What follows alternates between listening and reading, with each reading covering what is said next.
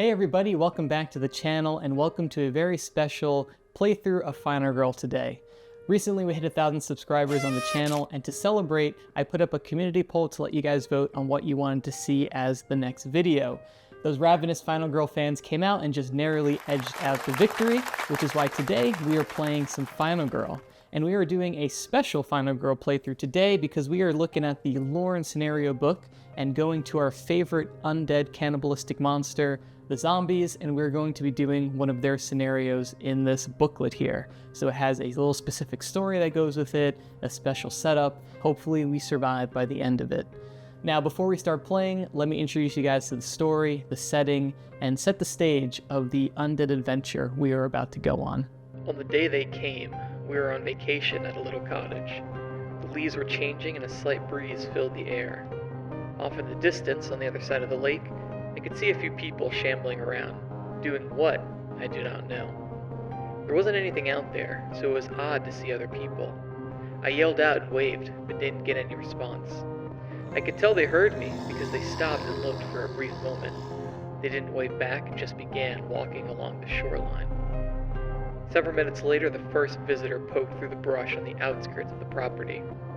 My communication went unreturned, and I started to feel like something was very wrong. It was then I noticed the physical trauma on the person. My immediate reaction was to run to their aid, but after a moment, I realized the trauma was undoubtedly deadly. No one could survive such an injury.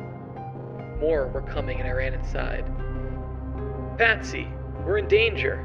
Grab the shotgun and come out on the back porch." As he turned to reevaluate the situation, Patsy's boyfriend was bitten by a zombie. So here we are set up with our first scenario for Terror from the Grave, featuring our Final Girl Patsy at the Wingard Cottage being assaulted by waves of zombies. And so, quick rundown if you guys are not familiar with Wingard Cottage or the Terror from the Grave killer. The special thing about Wingard Cottage is the crafting system, and so there's 4 different locations on the map where you can spend 1 time and then pick up the corresponding item here. So either rope, discarded tools, nails, or wood, and then you're able to use those items in conjunction with other items to form different crafted items. And so these 4 are randomly selected at the start of the game. So we have the snare, the sawed-off shotgun, the nail trap, and the nail bat. And so these are going to be different ways that we can kind of get some upgraded items to hopefully deal with our zombies more efficiently. Of course, having the sawed-off shotgun is cool because part of the special setup for this scenario specifically is that Patsy starts with the shotgun. Now, the zombies have a couple of special rules. The ultimate goal of the zombies is to, well, kill all the zombies that are on the map. And now we are constantly going to be spawning new zombies as the game goes on, and then if there's ever 3 zombies on a space at the same time, they spawn a zombie horde. And the zombie hordes are even deadlier than lone zombies because they're going to be taking killer actions. The zombies, as they are just by themselves, are considered minions, and so their action is not quite as harsh. We will immediately lose if there are ever 3 hordes of zombies on the map at one time, so managing these enemies is going to be critical. A couple of zombie spawning rules: if you see this biohazard symbol, that means we are going to spawn a zombie at the exit location that is farthest from us. Be seeing more zombies every time a victim is killed by a zombie, it will of course rise from the grave and spawn as another zombie. And so that's going to be something we're going to have to look out for. You can see here we're already starting with victims near all of the zombies, which obviously is not great. Now, as far as the setup goes for the scenario, really the only special thing is the shotgun that we are going to be starting with, because Patsy, of course, has that at the start of the little story intro there. And then the first event is seeded. The Dark Power and Finale is also predetermined, but I will wait until those get revealed to surprise you guys.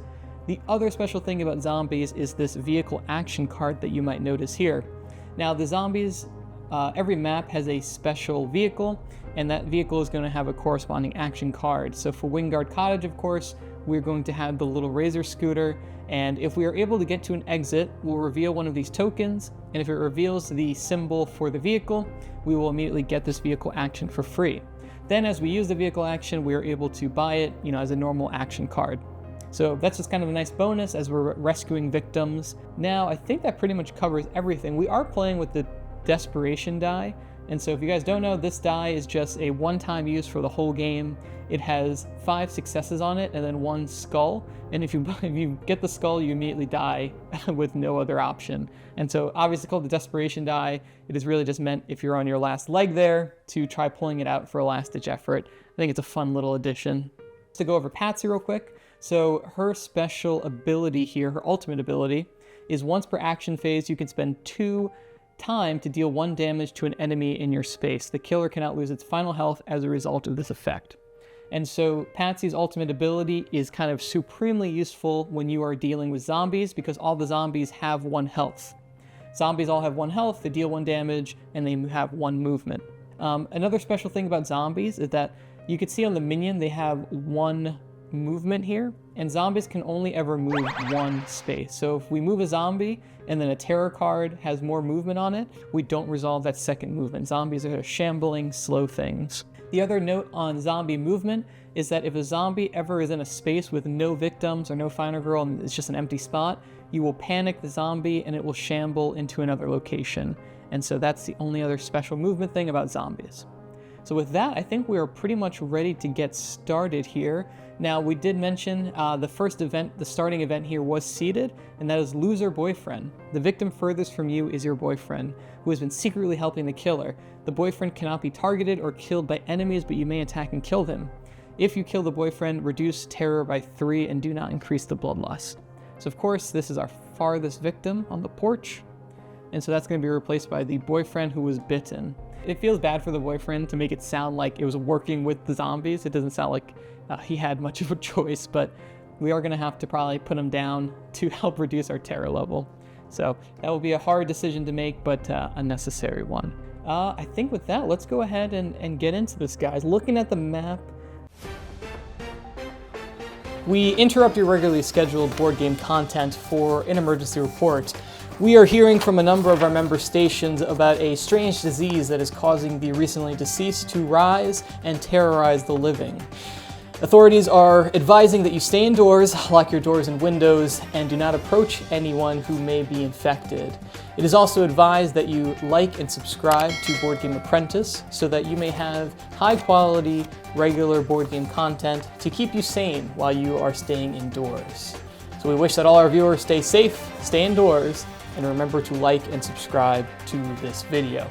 Now, back to your board game playthrough.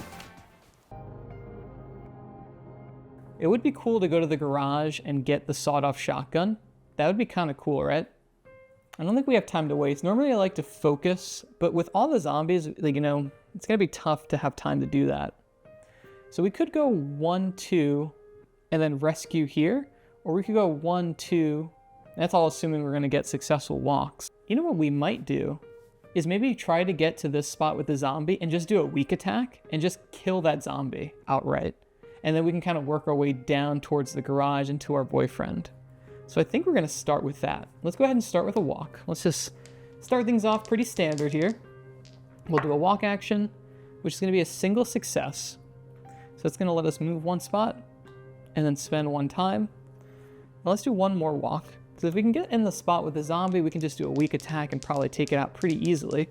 Let's do that, which is going to be a single success. So we're going to lose a time, and we're going to move into the space with the zombie, and that's going to let us reveal the vehicle tokens. And it's a double X, so nothing there. And then let's go ahead and do a weak attack and try to take this zombie out. We obviously have the shotgun, but I want to save the shotgun shells for dangerous enemies. So that's going to be a double failure. And we can't have that. We really can't, we can't have that right now. So we're gonna discard a short rest and a focus to do the 1 damage to the zombie, and then we're gonna lose a health for that 1 effect. So the zombie's out of here at least, so at least this victim is pretty safe. We can kind of run down this side now. And we have a focus left. We could spend it, or we could just hold on to it. I'm kind of leaning on holding on to it, because if we get a double failure, I don't want to deal with that. So we're going to save this focus. We're going to end our action phase and move into our buying phase here. Yeah, I think we don't have time to like waste with the zombies. It's, if they start spawning hordes, it's really going to get out of control. So let's spend 2 for a sprint. Maybe a search? No, because if I get my successful sprint like I want, I'll just go 1, 2, 3. Maybe another sprint. And just try to get movement. I would like to get into the house and start getting those people out of the house. Or do we buy a close call to increase the chance of a successful sprint? Let's do that. Let's spend 2 time to get the 2 close calls so we have some fodder to discard if we need to. Alright, so we'll reset all of our action cards. And then we're going into the killer phase. So the killers right now, the minions, are going to move 1 towards victim or final girls. So this one's going to move 1. This one's going to move 1. And then they are not going to attack, but they are going to spawn another zombie. And so we'll look at the empty exit spaces, and since they're all empty, we'll choose the one farthest away from us, so it's going to spawn all the way over here. So you can see already 2 zombies in this area of the map. It starts to get a little dangerous. And now we will reveal our whatever our terror card is. When there's no more room in hell, the dead will walk the earth. So we're going to increase our terror by 1. And then if there is at least 1 horde in play, panic all victims. There are no hordes in play, so we don't need to worry about dealing with that. No victims died this turn, so we're not going to panic. So it's back to us, which is pretty nice. I think we're going to go follow through with our sprint idea. So let's go ahead and sprint. Come on. And that's going to be a single success. Now I do kind of wish we brought the search, but that's okay. We're going to go 1, 2. We'll pick up the... We're going to go ahead and pick up the victim on the way. And so, ooh, this is great. Now, okay, we're at the garage, and the garage's crafting item is the discarded tools. So, well, first thing first, let me spend the 1 time for the sprint we just did. I'm going to spend 1 time to pick up the discarded tools. And then we could make the sawed-off shotgun right now. I think we have to, right? We got the shotgun, we have the discarded tools. Oh, all right, let's do it. We're going to spend 2 time to use the discarded tools and the shotgun to craft the sawed-off shotgun. So this has a range of 0, so we have to be in the same space. And the sawed-off shotgun cannot modify an attack card and must be used without one. Spend 1 time to deal 3 damage to the primary target and 2 damage to other enemies in the same space. So, alright, this is pretty badass. So we have the sawed-off shotgun, not useful right now, but we can, start planning with it. And let's go ahead and just play a focus to try to tamper down the terror level. Double success, awesome. So let's go ahead and reduce our terror by 1, and then we're going to pick up 2 time. And that is going to be the end of our action phase, I think. So we got 4 time to spend. We are in the garage, which can give us the blender. I don't really care about the blender, to be honest. I don't think I want to spend time searching. I think if we're going to do damage, we have the sawed-off shotgun. I don't think we need, the pills might be nice, but that's all the way in the boathouse. I think we're going to pick up the sprint for 2 time. And I think maybe we pick up the search, right? It doesn't hurt, I guess. This is a good question. And maybe I'll discard, I guess I should have done this during the action phase, but it wouldn't have changed anything. I'm going to discard one of the close calls for an additional time. And then I'm going to spend 3 time to get a distraction. And that'll use all of our time. Okay. So now we'll go ahead and reset our market. And of course, we're going to buy our free 0 cost cards back to our hand. And so we have a nice hand of cards right now. Okay, so let's reset our time to 6. And then I think we are all good to go with the killer phase. So the killer action, this is going to move into a spot with a victim. This one's already in a spot with a victim, so none of them are going to shamble. And there's no killer right now, so we can ignore the killer action. And now we're going to reveal a terror card. Here it comes. That wasn't a random attack. If there are no victims on the board, there are. So every victim, killer is going to move 1 towards every victim. The boyfriend cannot be targeted or killed by enemies. Oh, okay, so the boyfriend isn't being targeted. So this zombie should move into that spot with another victim, because essentially it's just ignoring the boyfriend character. So we will move that zombie. Anyway, zombies are going to move towards victims, and then they're going to attack. So let's do this one first. This one's going to die. I'm going to increase this by 1. And then this will spawn a 3rd zombie, which will immediately spawn a zombie horde. And so the way the zombie hordes work is that there are 3 that are available to be spawned. And the first one is on top of your dark power. So when that first horde spawns is when you reveal that dark power. And the dark power for this is Super Horde. If a horde moves into a space with another horde, merge them into one horde, combining their health. If any horde ever has 12 or more health, you immediately lose the game. So we want to avoid two hordes getting together because that's just going to give us another lose condition, which isn't great. So this one is also going to attack a victim. So we're going to go up one here, increasing our terror level, and then zombies are taking over the house. I like to imagine that the people in the family room are doing that like trope of watching Night of the Living Dead inside of other zombie movies because it's public domain, and that's just why they're so engrossed in it that they can't realize that there's zombies all over the place. Oh, one more thing. I'm sorry. The zombies have so much little upkeep things. I forgot to spawn a zombie at the end of that minion phase. It should have spawned here, and then it would have moved on this random attack bit. So it would have moved here, and then it would have joined that. So, okay. Just want to make sure we're giving all the zombies their fair time in the sun. And then if I didn't mention this already, the zombie hordes have health equal to the number of zombies in their space. So right now this zombie horde over here has 4 health. So that's where we'll keep track of it there.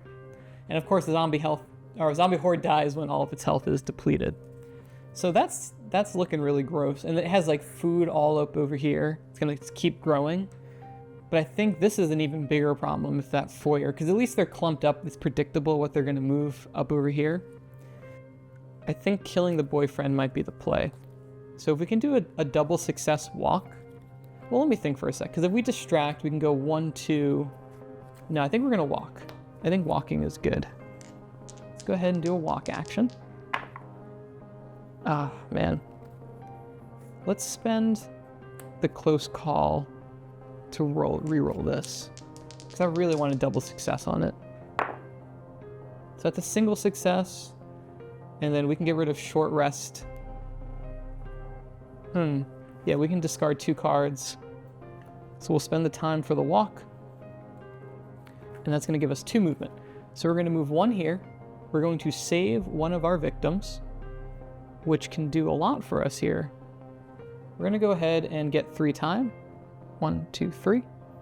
And then we're going to reveal this spot. Ooh, this is the vehicle. All right, so we did find the scooter.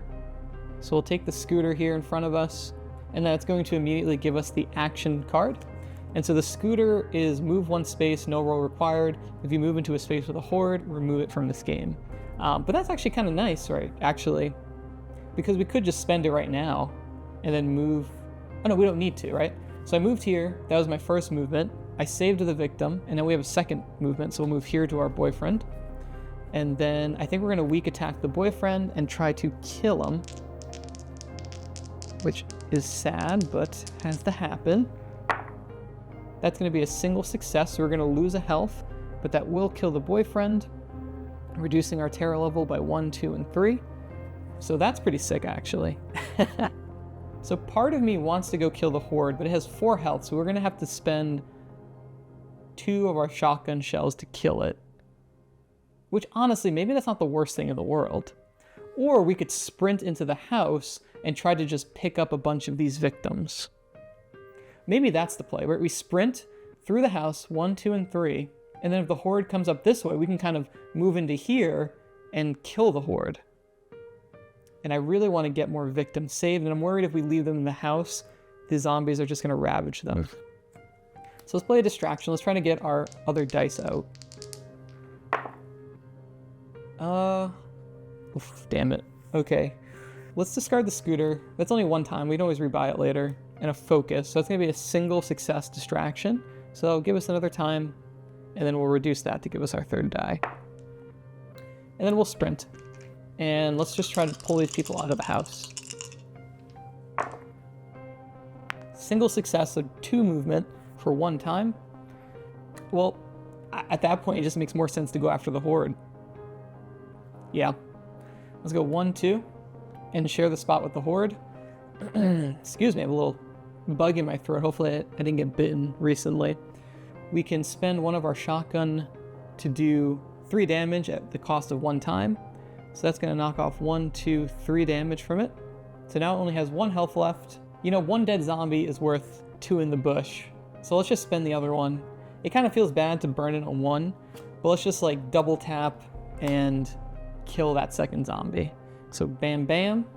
This zombie horde is gone. And this way we can protect all of these. We can run up here and get these guys moving forward. So it's gonna spend that time. And now we just have to deal with the zombies in the house. So we have 4 time.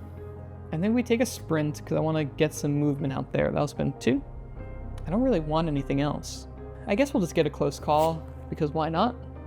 All right, so now we are going to go ahead and move into the killer phase. So these zombies are going to sneak up on these people in the family room. Oh my God, it's gonna be a massacre in there.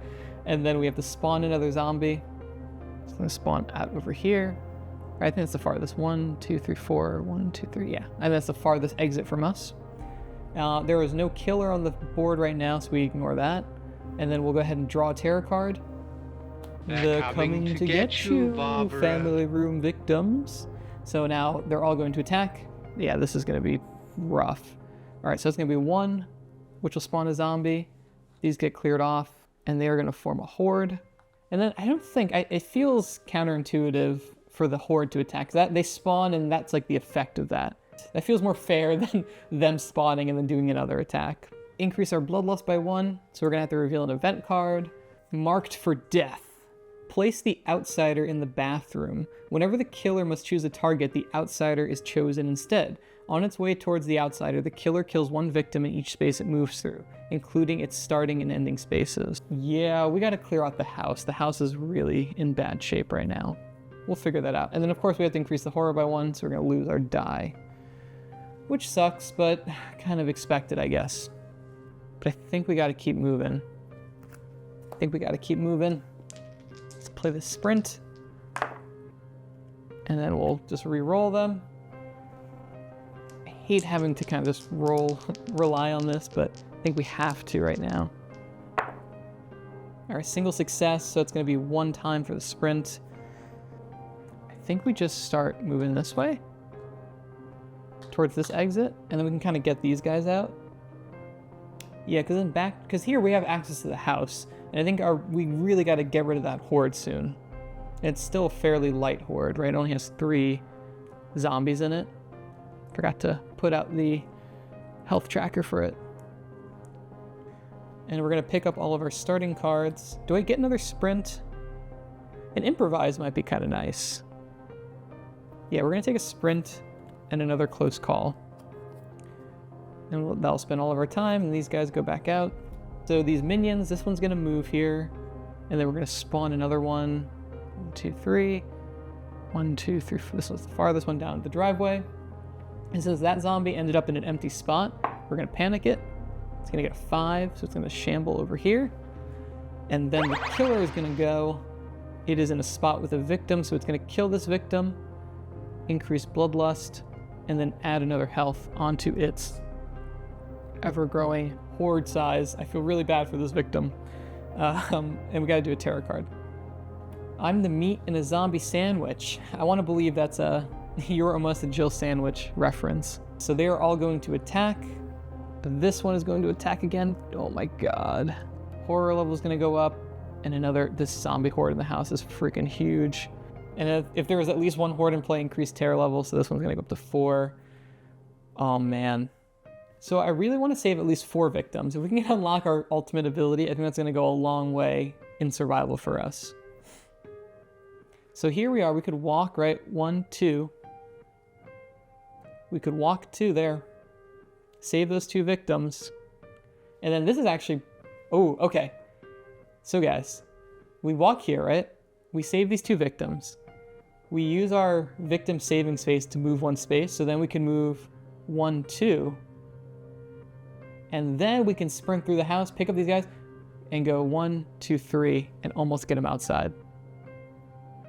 That's a lot. It's relying on a lot of good rolls. I think we're gonna use the desperation die this turn, because I think this is gonna be the critical turn of the game. So let's start. Well, do we even have enough focuses to reduce to 3 dice? We don't. So I think we're just gonna have to just hope for the best. Let's walk. Let's get these guys to safety. Come on. Okay, not super cool. Not super cool. We're gonna get rid of those. We're gonna discard 4 cards for a double success on the walk. So it's gonna spend 1 time. And then we're gonna move 1, 2, take these with us, save them. We're gonna take the move 1 space, and then we're going to go 1, 2, and I think we're gonna change out one of our die for a desperation die, and either we die here or we sprint through the house and get the victims on the way out. I don't know which way it's gonna go. Let's find out. All right, we really need this to be a success. And that's a double success. Yes, okay. So double success sprint. We take a deep breath. We run through the house. We go 1, 2, 3, 1, 2, 3 onto the porch. Oh my God, the zombies are clawing through the doorway. We just run through the house with the victims. Okay, whew. So the desperation die is out for the game. We used it our 1-time use. It's gone. And now we just need to do a walk. So we just need a single success walk, and then we can save these victims. And then that sprint, I didn't spend the time for the sprint. I got all caught up in it. Okay, let's do a walk here. We just need 1 success here. And that's perfect, so we'll lose 1 time, and then we can move 1 space. So we'll move 1 to the driveway, and then we're gonna go ahead and reduce terror by 1, and then we're gonna heal 1. And so that is gonna give us our ultimate ability. And now we are going into freaking zombie slaying mode. It's time to finish the job here. So we're gonna flip this over, get Patsy's ultimate ability, and again, that is once per action phase, you can spend 2 time to deal 1 damage to an enemy in your space. The killer cannot lose its final health as a result of this effect. And guess who we are sharing a space with right now?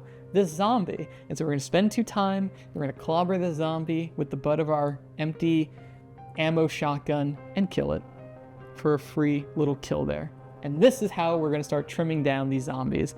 We still have a fat horde to deal with, but at the very least we can start dealing with these little peon zombies pretty easily. I think I'm gonna discard this close call for an additional time so that I can at least get something here. Sprint, I think we take a sprint. Hear me out, guys. Hear me out. We got the blender that does 3 damage, and if this horde stays in the house, we can go to the garage, pick up the blender, and then go to town killing 3 zombies with the blender. I think I want to buy the search, and then I'll just hold on to the search for future use.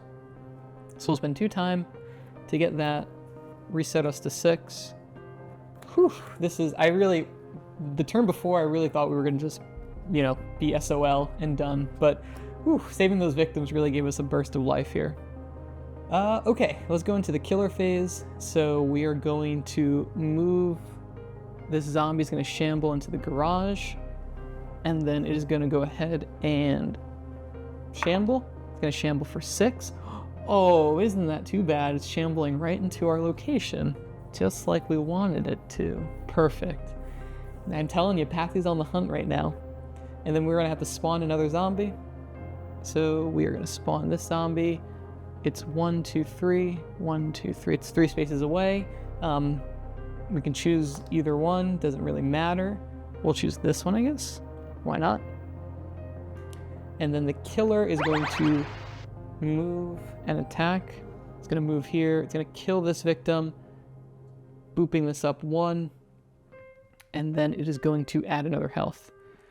So this health, geez Louise, this horde is huge. We're really going to have to deal with this horde. I think the blender is going to be our only option there. We're going to reveal our tarot card. Right? They can't get in here, right? Place 2 new victims in each bedroom and increase horror by 1. God dang it. Okay. Place 2 new victims in each bedroom. This is going to be tricky. The horde is doing a lot of damage. Horde's doing 4 damage right now. We really can't afford to deal with that. All right, let's worry about that when we cross that bridge. Okay, back to us. Obviously, we only have a search card. Really, this is just going to be a biding our time turn. But we will spend 2, 1, 2, to pick off this one zombie. Oh, I love when the final girl like really resonates with the killer that they're up against. So Patsy's like just the perfect anti-zombie killer. And honestly, I think that's all we're gonna do. I think we're gonna end our turn there. We're gonna buy all of our 0-cost cards. This is gonna be, we're kind of getting to the final confrontation here. Because once we kill the zombie horde, we can kill the little piddly-wink zombies pretty easily. No, let's start gearing up. Let's spend 4 for the Furious Strike. And that'll put us to 0, we'll reset our time. And unfortunately, we're gonna have to give the zombies another turn here. So this one's gonna shamble here. And then it is going to panic for a 3. So it is getting really close to the porch. Oh gosh. At least they're kind of coalescing here in the house. We can kind of like start to deal with them a little bit more easily if they're gathered. Because once they're scattered around the map, that's where it gets super tricky. We're gonna spawn another zombie. Let's spawn over here. And then our killer is gonna go, so he's gonna move 1 here. It's gonna kill 1. It's gonna add another health onto the horde. And then this is gonna go up 1. We're gonna have to reveal another event card. Battle ready. Take the item card set aside during setup, reveal 1 at a time until either a weapon is revealed, take this item, or until there are no more of the set aside items to reveal. Well, hold on 1 sec, I gotta get the set aside item cards real quick. Okay, so I got the cards that were set aside at the start of the game. We'll just shuffle them up real quick, and then we'll go ahead and reveal 1 at a time until we reveal a weapon. And the first one was the knife. So we'll take the knife here. So actually an event that helped us, thank you for once, my goodness. And then we'll put the other items away for now. Okay, so that was the killer phase, right? It moved, it attacked, it caused an event to be revealed, and still we gotta do the terror card. So we'll reveal that. There's someone out there. If there are no victims on the board, discard. Otherwise, every killer is going to make a movement towards a victim. So if you remember, zombies can only move once. So this one actually could move because it spawned and hadn't moved yet. And then this one already moved, so it's gonna stay put. And that is it right now. Increase horror by 1. So that's kind of getting high, but you know, at this point, I don't know if I'm gonna have a lot of time to play distractions because this horde is getting way too big. I think we're gonna continue with the blender plan. Codename Blender. Let's go ahead and do that. Not super good. All right, let's abandon the blender. Let's take the move 1 space, lose a health, and lose 2 time. And that'll put us in the same spot as the zombie, and then we'll spend 2 time to use Patsy's ability to kill this zombie. And then maybe we move into the house at this point. I kind of want to focus a little bit. Let's do some focusing, actually. Let's take a deep breath. Before we enter the House of Horrors, let's do some focusing. So we'll do that. All right, double success focus. So we'll reduce that and then get 2 here. And then let's do another focus. Feeling good, feeling good. Oh my God, another double success focus. All right, whew, we're really getting into the zone here. We're gonna go in there and finish off the zombie horde. So let's reduce that and give us 2 time, then reduce that by 1. Do I dare do it? Do we just go in there, knives blazing, and try to attack the horde? I think we do. I think we just do this.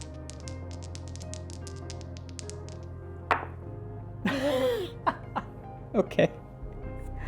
All right, I think the double fail walk is a sign that we're not meant to do that. I have nothing to reroll. Yeah, that's just a double fail. So we could take a damage and move into the house, or just take 2. Let's spend. We're gonna spend the 2 time, and we're gonna take the damage to move into the foyer. And at this point, I don't think we have anything else to do. But we have 4 time, which is good. So we'll move into the buying phase, the planning phase. We're gonna buy Retaliate, so we have a little bit of protection there. And then we'll reset it to 6. We're doing this. Oh, I actually have no way to move next turn. We're doing this soon, eventually. And now we are going to move into killer phase. This one's gonna move 1 closer. It's gonna shamble. Oops. Shamble for 3. Oh my God, they're pouring through the front door here. And this killer is going to attack 1, which is gonna move it to the top of the Bloodlust track. And it is gonna get 1 more health. So it actually comes with a couple of little counters so you don't need to make giant stacks of hearts. For 5, 6, 7, 8. So this is an 8 health killer. Like, this is just like a normal killer at this point that we're gonna have to deal with, on top of these little zombies all over the place. Whew, okay, so let's go ahead and do our terror card. Now get the hell out of my house. If you're not in the house, discard and draw the next terror card. Otherwise, reveal an event. Booby traps. All victims inside the house panic. Any victims leaving the house is killed. So all victims inside of the house will panic. So these two are gonna panic here. So let's roll them. It's a 4, so it's gonna move here. And then the next one's gonna panic. As a 4, it's also gonna, okay, cool. They're joining me here. I'll take it. And then is the outsider considered a victim? Okay, quick rules check, yes. So unless it specifies otherwise, they just act as normal victims. So this outsider is also gonna panic with a 3. And so it's going to move into the zombie horde space. So we revealed the event, we did that, and now place the killer in your space. If weak attack is in your hand, you may play and resolve it. Otherwise, it's going to attack me. So it's going to move into my space. Oh my god, the foyer's zombie horde smashing in. There's victims behind us. So, okay, place the killer in your space. If weak attack is in your hand, you may play and resolve it. Otherwise, the killer will attack Final Girl. And we do have the weak attack in our hand, so we're going to play it and resolve it. For a single success, which is going to let us attack with our knife, dealing 2 damage. So we'll nick off 2 of these, and then we're going to take a damage because of our weak attack there. This is getting dicey. So 2 health left. Okay. All right, that's our terror card. That was a big terror card there. And then we're going to panic. So these two are actually going to panic again. I think at the very start, our zombie horde killed someone. So that's going to be a 3. It's going to run into the laundry room. Another one, 3, both in the laundry room. That's honestly fine. They could hang out there for a little while because we have bigger fish to fry here. Because the killer's in our space, we got Furious Strike. We got to retaliate to keep us protected. I think this is the time to start going on the offensive. So we have Furious Strike here. We really want a double success on this. It's kind of critical. Bam. All right, we can make that work though, because we can discard Short Rest and Search for a double success Furious Strike, which is going to do 2 damage plus 1 from the knife. So it's going to do 3 damage. 2, so he has 3 health right now. They're shrinking. Patsy's a master with this knife. And that Furious Strike is going to actually reduce terror by 1. And even further than that, we can actually spend 2 time and do 1 damage to the zombie horde. So it has 2 health now, just 2 little zombies in this horde. However, it is going to hit us for 6 health, which is not great. So let's go ahead. We're going to go into our planning phase. We're going to buy a guard because we need a little bit more protection. We're going to take our 0 cost cards. We're going to take our close call, and that's going to take us back to 0. So we have a guard, we have a retaliate, we have a close call to protect us from potential attacks. So I think we're going to be okay. We should be okay. Famous last words. We're going to resolve the killer action, some minions. This one's going to move 1 in here, and then we still got to spawn another zombie. 1, 2, this is the farthest one up here. Oh, actually we need to spawn 2 zombies, right? Because they're at that certain point in the bloodlust track, so there should be 2 zombies up here. Oh my god. Just when I think we're getting to the end, and the zombies keep coming. It's like just a battle of attrition here. Now the killer is going to go. It's going to attack me because we're sharing a space. We're going to have to retaliate. We really need double success here. Alright, yeah, that's not gonna work, obviously. So we're gonna play close call here for 2 time, and we're gonna re-roll that retaliate. Oh no. Okay. This is not good. Oh, also, I made a mistake here. When this entered the zombie spot, this would just morph into the horde. So that should have been absorbed. So now it has 3 health. Just to make sure that is all correct there. Let's discard our 2 focus and make that a success. So we're going to reduce the attack by 2 and then deal 1 damage. So we're going to deal 1 damage. and that's going to reduce the attack by 2. So it's doing 6 right now, so it's doing 4. And then we're going to play our guard. So we'll play our guard, and hopefully this is going to be enough. Oof. Oh man, this really... Okay, let's discard our 2, because I don't know what our final health is, obviously, and I'm worried. Okay, let's discard those 2, and we're going to ignore all of the attacks. So we're not going to take any damage from that. We do need to reveal a terror card, though. Yep, there's dead people everywhere. So Final Girl, we're going to get attacked here. So we're going to take 1 damage. And then... Oh my god, at the foyer, Patsy's making a final stand there.